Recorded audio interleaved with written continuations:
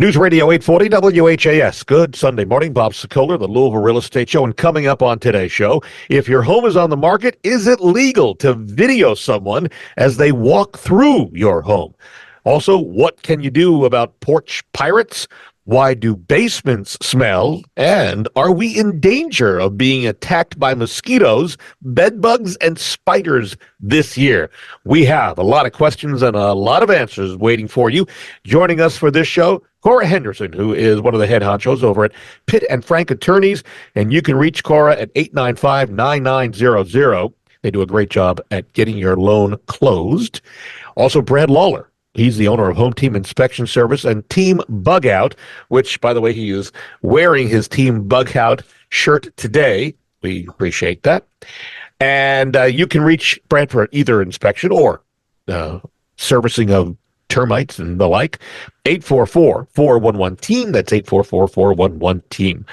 All right, let's get right to it because we got a lot going on here. And, of course, I mentioned Bob Sokoler. You can reach me anytime. If you're thinking about selling your home or even buying, on the selling side, I'll come out. We'll talk about what the process is, what the value of the home is. We'll look at my computer and we'll do a live comparable analysis so you'll see exactly what's selling and what prices are. And you'll come away knowing the pricing and what the process is to get your home sold. Call me at 376-5483 or go to bobsellslouisville.com.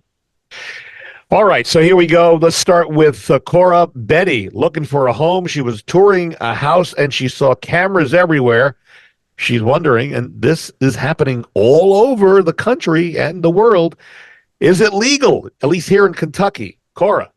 Good morning, Betty. Good morning. And I think you are probably seeing what all of us are these days, whether it be the Ring systems or the Nest systems, or we have professionals installing it, or we go to Costco and we buy our own. It's become vastly affordable as well as accessible to have our own security systems, cameras, recording devices in the homes. So let me just kind of unpack that question a little bit. First of all, is it legal? Maybe. But, I also want to talk a little bit about kind of custom and best practices, because I think that may lend itself to answering your question just as well. So first of all, custom, I just told you, I think we're seeing that more and more. I think a lot of the real estate professionals like the Bob Sokoler team will let folks know when they see those before they go on those buyer showings, hey, let's have our conversations off record. Let's go, view the homes. And then once we're done viewing the homes, we'll circle back around. We'll have conversations. So kind of refrain from giving any comments or opinions, I should say, or discussions while you're viewing the home. You're just there to view it. Now, if you have questions regarding, hey, is this the door to the laundry room? Totally fine. But anything that could impact the negotiation of your transaction or anything that could be perceived unfriendly, like, oh my gosh, this is the ugliest yellow floor I've ever seen. You probably want to refrain from any of that and have those discussions with your real estate practitioner outside of the home. Not necessarily outside on the front porch where there could still be cameras, but, away from that environment where somebody could be listening or somebody could be watching.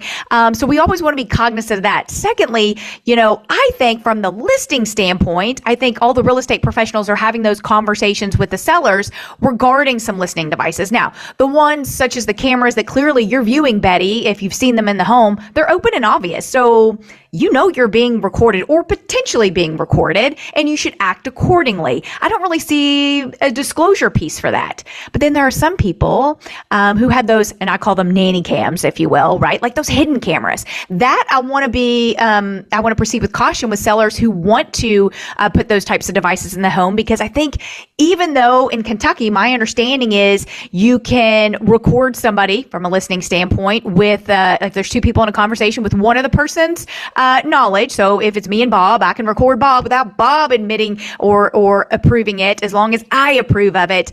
But I think disclosure is always a best practice. I don't ever want to get in a situation where, that could destroy a transaction or worse, because we have to abide by fair housing laws in the state of Kentucky as well. So could those cameras, could those listening devices give rise or give legs to a fair housing claim later on? Maybe. So again, summarize best practices is I think they're probably fine to be there, especially one that are open and obvious. Act accordingly. Be careful about what you say and what you do while you're viewing the home. I could certainly see sellers wanting to protect their home while it's being viewed by strangers strangers when they're not there. And then, lastly, if you're on the sales side, we want to disclose that, have those conversations with our real estate professionals, especially if you're wanting to hide those devices and the risks associated with that. Got it. So the takeaway here is, if you're looking at homes, be aware you are probably, just presume you're being recorded. Yes, sir. Act accordingly. If you want to see a replay of this show, it's actually visual as well as radio as you're hearing it now.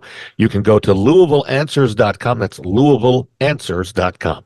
Over to Brad Lawler at Home Team Inspection. Leo sent us this email. He says he bought a house last year with his first basement. Congratulations, Leo. He says, but even though my basement is dry, it still smells musty. And he is wondering what the heck's causing the odor and how does he get rid of it? Brad? Well, it's a good question. There are going to be quite a few different circumstances involved in basements. One of the things that we are cautioning anybody who lives in a basement that is below grade, particularly those that are not walkouts, you're always going to be susceptible to having water coming in. So I don't know if Leo's basement is finished. Sometimes you get water in behind walls that you never even notice. Oftentimes, the way that lots are graded with water standing up against the house, they tend to have pretty high humidity level in the basement. Sometimes when you have your HVAC equipment, your heating equipment in the basement, sometimes that's not, you'll have a higher humidity level down there if you have older systems. So we see that quite a bit too. So I think really the protection that Leo needs is make sure there's no water coming in. Do a deep look, particularly up along the sill plate, which is the top of the concrete wall, that little wooden piece. Look to see if there's any water coming in there around the grade. That's oftentimes where you'll see it. Obviously, it sounds like he's looking for leaks, but it's usually the moisture that's giving that musty smell. Dehumidifiers often will help, lower the humidity in the air, which is going to, lower your opportunity for mold to grow. That's a potential other source for that smell. So the drier the basement, the less there's going to be that odor. All right. Good luck on that, Leo. That can be problematic, obviously, and it's obviously affecting you. I wish you luck. A reminder that if you'd like to see what sellers are saying about us, we are very proud of our reviews. You can go to LouisvilleSellersTalk.com. That's video, LouisvilleSellersTalk.com. Or you can go to LouisvilleZillow.com or LouisvilleGoogle.com and read our reviews. We go back over to Cora at Pitt and Frank, and Andy sent us an email. He says, I bought a home in a pretty safe part of town. He says, I have a front porch, 2 chairs, a table, and my portable grill. Now, he's telling us this because over the past few months, he says, a heavy plant on the porch was knocked over, and not something that he would reasonably do, but also an Amazon package was opened, contents taken out, package left on the porch. He says he finds it interesting that porch pirates are leaving the chairs and grills, but taking cheap junk. So he's wondering, what can he do in terms of stopping that?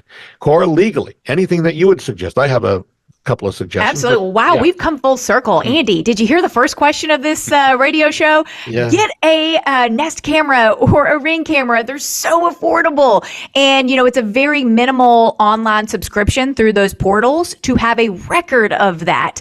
Oftentimes, you'll see neighbors get together and kind of help watch the safety of their neighborhoods through the sharing of those cameras, which later can be evidence when you have to file a report or if you have to file a report with the authorities. So I highly recommend getting some sort of security, even if it's low level. Again, you can buy those. I even think at like Walmart, Target, Costco, that kind of thing. It's so accessible these days. And I think that's a great landing spot. A good soft start is to just try to see what's going on. Now, I will tell you, I think that's going on no matter where you live these days. So whether it's somebody who really wants your Amazon package and they're going to want to resell it, or it could be some pesky teenagers just trying to cause trouble and, hey, I dare you to go over there and knock over this plant. It's just the world we live in right now. So you are not alone. And I think that's probably why the sale of those cameras and that kind of type of security is so popular. So start there, see what you find, because right now you're just throwing a dart up against, a dartboard. You're not sure exactly what's going on. I mean, for all we know, it could be a neighbor's big dog or something coming over and knocking stuff down or carrying off the packages. We've seen stranger things, but get a record of it so you can be more fully informed. Yeah, so one other thing I would suggest, because I think this is another opportunity to protect yourself and everybody else, If you have, and I know I'm only speaking to a portion of the audience, if you have a garage, you can get something that's called MyQ. I actually set it up and then stopped working, so I'm still trying to rework it, but it did work. And it will allow you to remotely open up your garage door and close it so your Amazon delivery can go in the garage. And Amazon has a system where they can open up MyQ, put the package in your garage, and then close the garage door.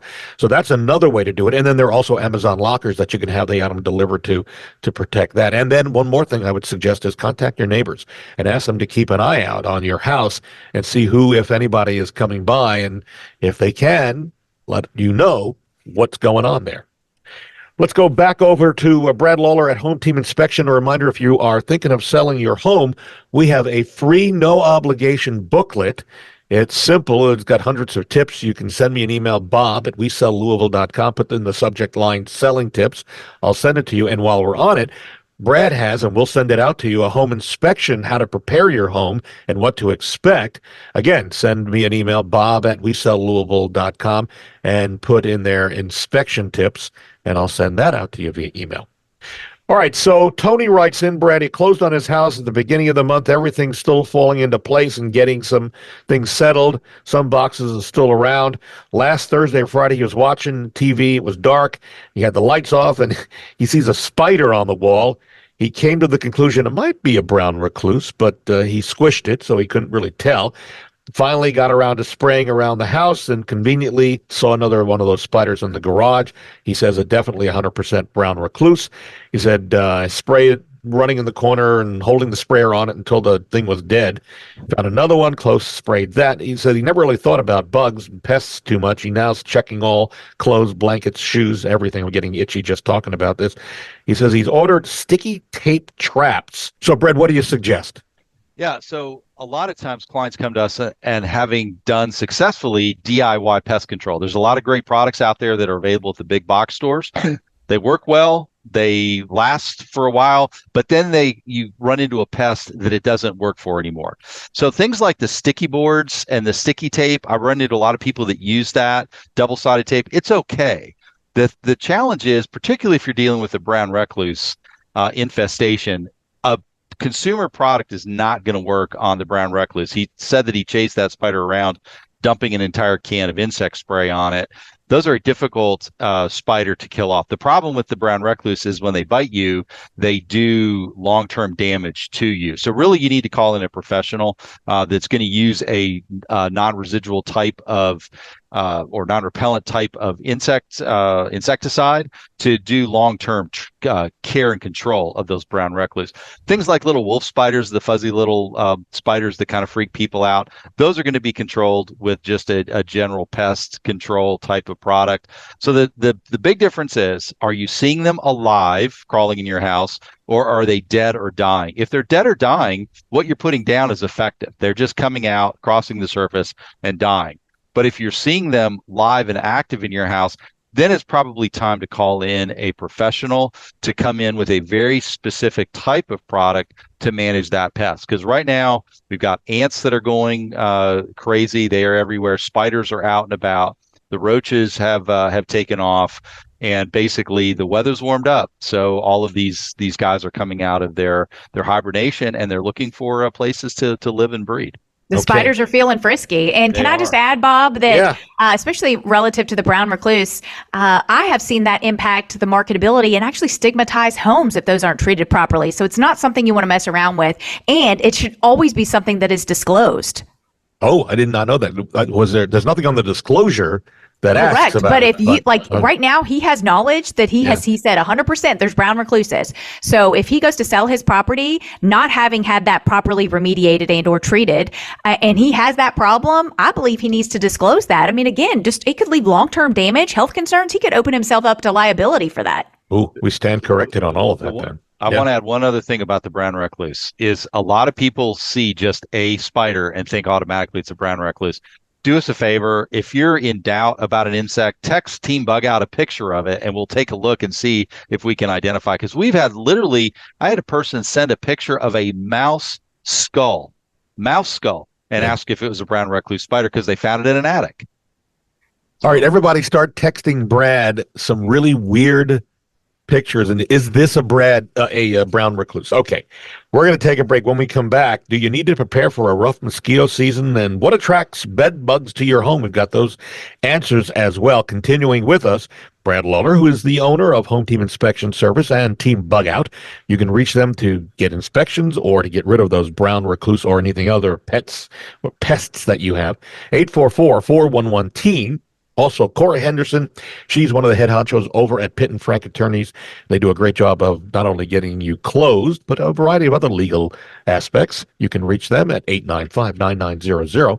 And if you're thinking of selling your home now or in the future, I would love to come out and talk to you. It's free. It's no obligation. All you got to do is call me and I'll come out. We'll talk, look at what the comps are, the comparables are in your neighborhood, and also what the process is. See if there's anything that needs to be fixed or not. You can reach me on my cell phone at 502-376-LIVE, or that's 376-5483, or go to bobsellslouisville.com.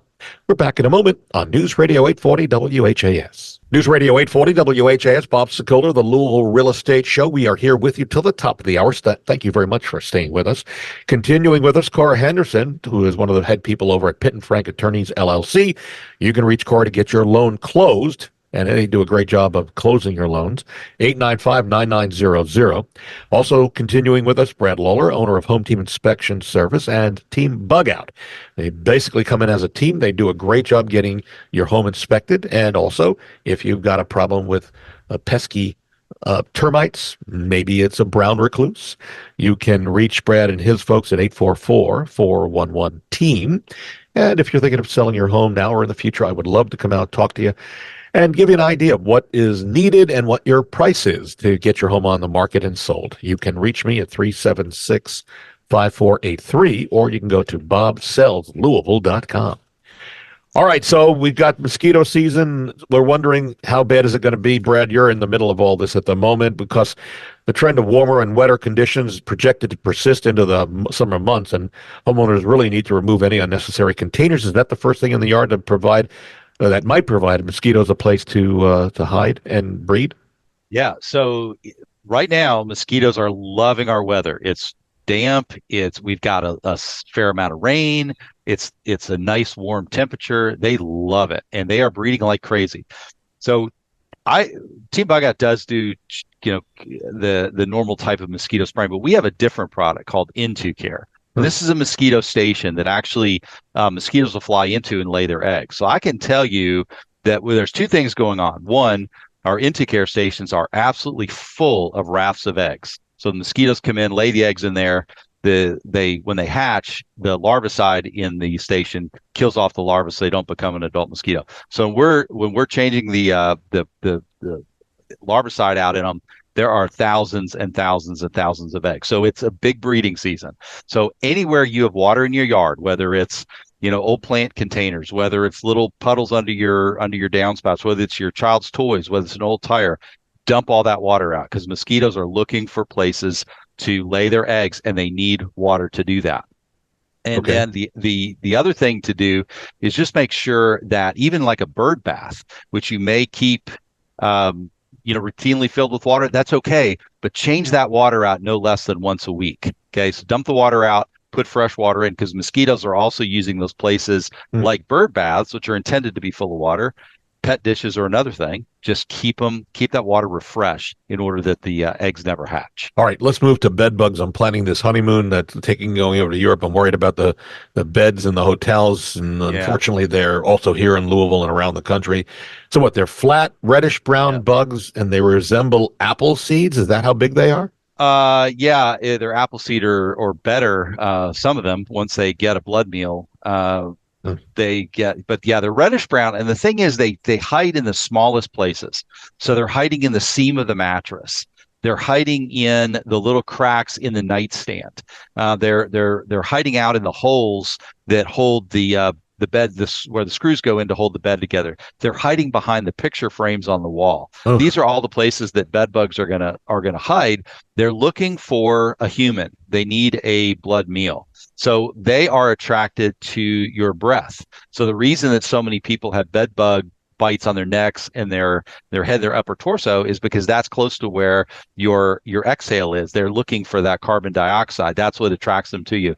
Can you avoid them? Not really, except you can, take a look, lift the mattress cover up, take a look at those seams, might you find something? Hotel staffs go through this. Hopefully you're never going to have that problem, but you can also pick them up even from like a chair that you're sitting on. I mean, I had one get on me while I was on an airplane several years ago. So anywhere that people are, the bed bugs are going with them. So they're not really attracted to the house. They're attracted to a person, and that person can carry them along with them. When you get back from your trip, Bob, the only thing I'm going to say is take all of your contents, everything you took with you, throw it in the dryer, run it through a dry cycle, so that if you do have any bed bugs that came back on your clothing and other items, that you've got a chance of the heat killing the bugs off, so that they don't get into your furnishings. Yeah. If they do, there are very safe products. There are bed bugs can be treated. It's not a life sentence for you. So if you do happen to notice anything, give us a call and we can come out and take care of bed bugs that do get in your home. But unfortunately, after every travel season, we have an increase in bed bug calls. Fiance and I, Jeannie, were talking last night, and there's one more little tip also if you're traveling this summer, is when you get to a hotel or hotel room and you get to the room itself, put your bags in the tub before you open them, and then look around the room, because if there are bed bugs, they can easily climb onto your suitcase or into your suitcase if you open it first before checking to see if you have bed bugs. Make sense? Yeah, I think that's a good idea. All right, we move back over to Cora at Pitt and Frank Attorneys LLC. This is Cora Henderson, just so in case you're wondering about her last name. Jennifer wrote on the Nextdoor app, actually, on this one. 2 different nights. 1 week I've had, in 1 week, little brats. She's referring to several little kids. She caught them on the doorbell camera on the property, banging on doors, knocking over her belongings. She says it's getting old. And what should a homeowner do if kids are coming on your property and causing problems? Cora, what are the suggestions from you as an attorney here in Louisville? Sure. Well, this one's tough for me because I have 4 kids. Uh-huh. So I am a mother, and I love being a mother. And I also understand that, that's my life choice, and that other people may not, enjoy having littles around. Or they've raised theirs and now they're enjoying kind of a quieter time in their life. So, respectfully, I think a great place to start is to contact, if you don't know the parents, contact the HOA within the development that you're in. Let them know, and you can provide the videos and let them handle it. I think going to the parents first is a very respectful request. I think the parents want to know. I think most of us, we want to correct that behavior. We want to raise, well-behaved children. And so giving them an opportunity first, because, they are children, and so I would like to think to start that softer round first. But, should you choose not to do that, or let's say this is really harsh what they're doing here, they're damaging your property, then you can call the local authorities and have a discussion with them relative, to what that looks like. Let them go over and talk to the parents. In fact, a visit from a uniformed police officer may actually do more good, even if it's just, a slap on the hand a little bit. The children may be so scared that it may never happen again with that type of experience with hopes. So I would think, one of those 2 things would be a great starting spot, and hopefully you won't experience it again. Great. Hey, by the way, if you're thinking you want to know what the value of your home is, but you haven't had a chance to call me or any other of our great agents here in Louisville, go to WeSellLouisville.com. Again, WeSellLouisville.com. At the top, click on the button there, which will give you a free home estimate. It's free. It's no obligation. It will give you almost an instant, once you fill it out and hit submit, almost instant, you'll get a computerized report. Now, mind you, it's computerized, so it's not always as accurate as one of us as an agent's coming out there, but it does work. Again, WeSellLouisville.com. All right, final question here for Brad Lawler over at Home Team, and I think this is really a good question for all of us to listen to your answer. We received this email from Jason, and it is something I really do think. Whoop, there goes my reminder that we're almost out of time. Jason has a backyard. He's got an incandescent bulb in his porch light. It burned out. He wants to replace it with a more efficient LED. an LED light, but he's concerned that it'll bring more insects around the house. So his question is, do LED lights attract bugs? So I don't think that there's any difference in the wavelengths that are going out from the LED bulbs and the incandescents that would draw the insects to them. You may remember the old yellow bulbs that we used Yeah. to have. They used Yeah. to call them the bug lights. I understand that there are LED bulbs out there that can actually be changed to colors that are similar to that. But I think for most of it, the wavelengths that are going out, it's just a wavelength that's going to attract some bugs. Not everything's going to come there. But if that is a concern and you're drawing a lot to your house, you may want to get one of those that you can turn to that almost yellow color on the LED spectrum and see if that works. But I don't think you're going to see any difference between incandescent and LEDs. Got it. But yellow, you think really does I don't know work? that they ever did work. I don't know that they did, but I think some people swear by it and they think that they work really, really well. And if you think that, then I would just go ahead and you've had good success, then find a bulb that mimics that and give it a try. Oh, that's a great idea. Okay, well, let's try. Anybody of any listener who's going to put this yellow bulb in and replace it, let us know, because we'd love to hear it. And we'll try it, I think, as well, right? Yeah. Well, I think, Bob, there's a lot of these bulbs that are available that actually have little insect killers inside of them now. Oh. You can get them on Amazon. So even if it's a light, but it draws the bug to it, it kind of does the old school zapping it. I think some use little fans now, but you may want to try one of those too.